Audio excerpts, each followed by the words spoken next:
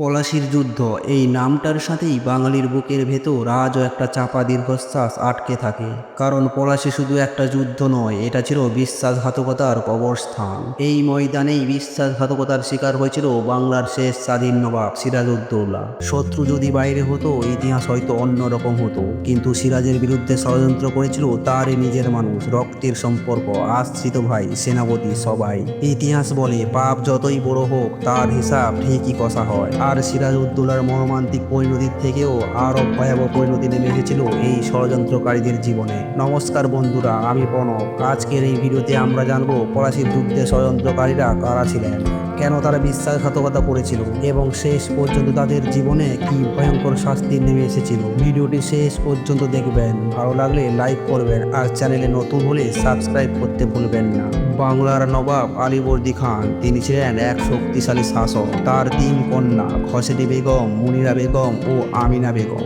আলীবর্দী খানের কোনো পুত্র সন্তান ছিল না, তাই তিনি তার কনিষ্ঠ কন্যা আমিনা বেগমের পুত্র সিরাজউদ্দৌলাকে নিজের উত্তরাধিকারী ঘোষণা করেন। কিন্তু এখানেই শুরু হয় ফাটল। বড় মেয়ে খসেরি বেগম ছিলেন নিঃসন্তান। তিনি চাইতেন তার পালিত পুত্রই বাংলার নবাব হোক, কিন্তু আলীবর্দী খানের সমস্ত স্নেহ ও আস্থা ছিল সিরাজের উপর। ফলে সিরাজ সিংহাসনে বসতেই খসেরি বেগমের মনে জন্ম নেয় গভীর ক্ষোভ, আর সেই ক্ষোভ ধীরে ধীরে রূপ নেয় ষড়যন্ত্র। আলীবর্দী খানের প্রধান সেনাপতি ছিলেন মীর জাফর। আলীবর্দী খান চাইতেন তার মৃত্যুর পর মীর জাফর সিরাজউদ্দৌলার অভিভাবক ও পথপ্রদর্শক হবেন, কিন্তু মীর জাফরের মন ছিল ধূর্ত ও লোভে ভরা। তিনি নিজেই বাংলার নবাব হতে চেয়েছিলেন। সিরাজকে সিংহাসনে বসতে দেখে তার অন্তরে জন্ম নিতে থাকে বিশ্বাসঘাতকতার বীজ। এই সময়ে বাংলায় শক্তিশালী হয়ে ওঠে ইংরেজ ইস্ট ইন্ডিয়া কোম্পানি। মুঘলদের কাছ থেকে পাওয়া নিঃশুল্ক বাণিজ্যের সুযোগে তারা লাগাম ছাড়াভাবে ব্যবহার করতে থাকে, ফলে ক্ষতিগ্রস্ত হচ্ছিল বাংলায় ব্যবসা ও অর্থনীতি। সিরাজউদ্দৌলা বিষয়টি বুঝে ইংরেজদের বিরুদ্ধে কঠোর অবস্থান নেন। আর তখনই ইংরেজ সেনানায়ক রবার্ট ক্লাইভ বুঝে যান সিরাজ বেঁচে থাকলে বাংলায় ইংরেজদের স্বাধীন লুট চলবে না। তাই ক্লাইভ খুঁজতে থাকেন সিরাজের শত্রুদের, কারণ ইতিহাস জানে শত্রুই বন্ধু। এই ষড়যন্ত্রে জড়িয়ে পড়ে সিরাজের পালিত ভাই মোহাম্মদ বেগ, যাকে রাজপ্রাসাদে মানুষ করা হয়েছিল, যার বিয়েতে মুর্শিদাবাদ আলোয় ভরে গিয়েছিল। সেই মানুষটি মাত্র 10,000 টাকার লোভে কারাবন্দী সিরাজের বুকে প্রথম ছুরি চালায়। এক এক করে জড়ো হয় মীর জাফর, রায়দুল্লভ, জগৎ শেঠ, উমিচাঁদ, ইয়ার ললিত খাঁ, নন্দকুমার, সবাই। সিরাজ সিংহাসনে বসার মাত্র 1 বছরের মধ্যে একটি গোপন চুক্তি সই হয়। চুক্তির শর্ত ছিল ভয়ঙ্কর। যুদ্ধের সময় মীর জাফর কোনো সাহায্য করবে না, সিরাজকে হত্যা করে সিংহাসন দখল করা হবে। মীর জাফর হবে নবাব, রায়দুল্লভ হবে সেনাপতি, জগৎ শেঠ ও উমিচাঁদ পাবে লক্ষ লক্ষ টাকা। ইংরেজরা পাবে জমিদারি রাজকোষের অঢেল সম্পদ, এমনকি নিজের মাসি খসেরি বেগম পর্যন্ত। সিরাজের অপসারণ ও হত্যার ষড়যন্ত্রে সক্রিয় ভূমিকা নেন। ষড়যন্ত্র সফল হয়, কিন্তু শাস্তিও আসে। সিরাজ হত্যার সময় মীর জাফরের বয়স ছিল প্রায় 80 বছর।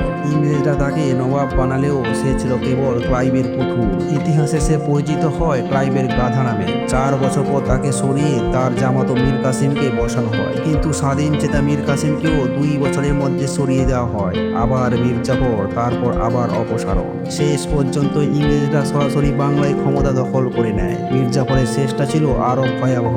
সে কুষ্ঠরোগে আক্রান্ত হয়, শরীর জুড়ে ঘা, পোড়া, পুঁজ, দূষিত গন্ধে কেউ কাছে আসতো না। পরিবারের লোকেরাই তাকে জনমানবহীন জঙ্গলে ফেলে আসে। রাজা নন্দকুমারের উদ্যোগে কিরটেশ্বরী দেবীর পা ধোয়া জল ওষুধ হিসেবে খাওয়ানো হয়। এভাবেই রাজা, ধর্ম, মানুষ সব কিছুর সাথেই বিশ্বাসঘাতকতা করে এক করুণ মৃত্যুবরণ করে মীর জাফর। আজও বাংলাদেশ ও এই অঞ্চলে বেঈমান শব্দের সমর্থক হিসেবে মীর জাফরের নাম উচ্চারিত হয়। মীর জাফরের পুত্র মিরন সিরাজ হত্যা সহ বহু নৃশংসতার নায়ক ছিল। কেউ বলেন বজ্রঘাতে তার মৃত্যু হয়, আবার কেউ বলেন এক ইংরেজ অফিসারই তাকে গুলি করে মারে।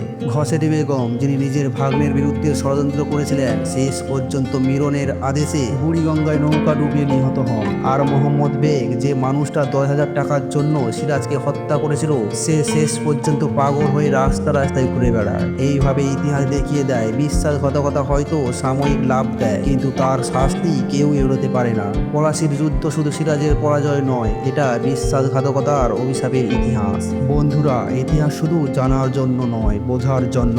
এমন আরও অজানা ইতিহাস আর সত্য কাহিনী পেতে চাইলে এখনই চ্যানেলটি সাবস্ক্রাইব করুন। ভিডিওটি ভালো লাগলে একটি লাইক দিয়ে আমাদের পাশে থাকবেন। ধন্যবাদ।